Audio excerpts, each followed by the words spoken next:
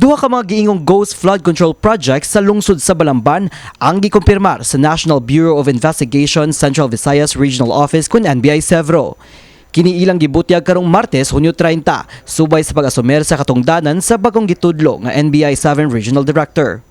Gibutyag sa Executive Officer for Administration nga si Gregorio Algoso Jr. nga ang investigasyon sa maong proyekto nagsugod niya itong Disyembre 2025.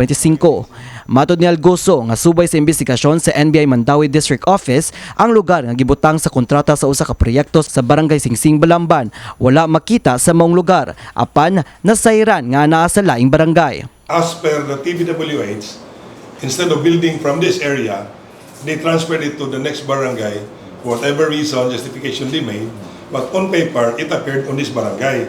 So it's up to them to justify in court. A case has been filed. Gipatinaw sa NBI nga sa pagkakaron, wala sila nasayran nga mga politiko nga nalakip sa kaso. Matod sa ahensya, ang ilang investigasyon gibase lamang sa mga ebidensya.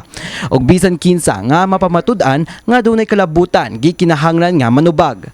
Ang maong investigasyon usa sa mga prioridad sa bagong NBI Sevro Regional Director nga si Atty. Dominador Simafranca. Samtang gipaligon usab sa NBI Sevro ang ilang pagtutok sa school safety human sa hitabo nga school shooting sa Tacloban City.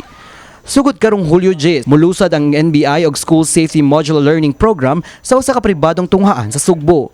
Magtutok ang maong information drive sa cybersecurity, netiquette ug physical security aron mapaligon ang kaluwasan sa mga tunghaan.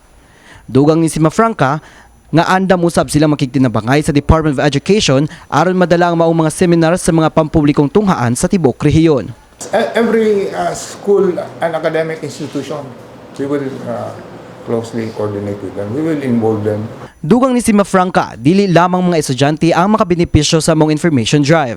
Apil usab ang mga magtutudlo, security guards, concessionaires o tanang personnel nga nasa sulod sa tunghaan aron masiguro ang ligon nga koordinasyon sa pagmintenar sa kaluwasan. Matod sa NBI, makigtambayayong sila sa mga lokal nga educational boards o guban pang mga stakeholders sa Sugbo alang sa hapsay nga pagpatuman sa maong mga seminar. Sa laing bahin, padayon usab ang investigasyon sa NBI Sevro sa illegal imported cigarettes nga nasakmit sa miaging semana. Gibanabana nga naa sa 813 milyon ka pesos ang balor sa 11 ka container vans sa mga kontrabando nga nasakmit sa otoridad. Sumala sa NBI, nagsugod ang ilang investigasyon human napugngan sa ilang Manila unit ang susamang kargamento. Di na diskubrihan nga gikan kini sa domestic shipment nga nagikan sa Sugbo. We're not even sure kung kibaw sila unsay content. Kaya remember, these were sealed boxes. Kini si Mark Ermas, alang sa My TV Cebu.